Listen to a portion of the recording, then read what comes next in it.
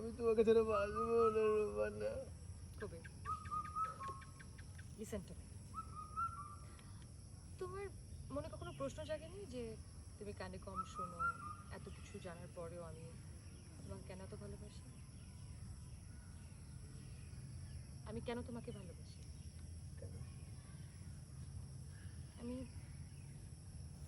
ছোটবেলা থেকে দেখেছি ভাইয়া কানে কম শোনার কারণে বিভিন্নভাবে অপমান অপদস্থ হতো।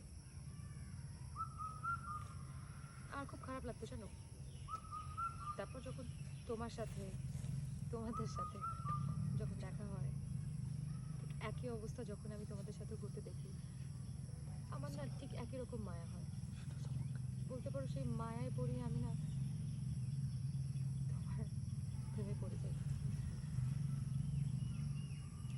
তুমি বুঝতে পারছো আমি কি বলছি?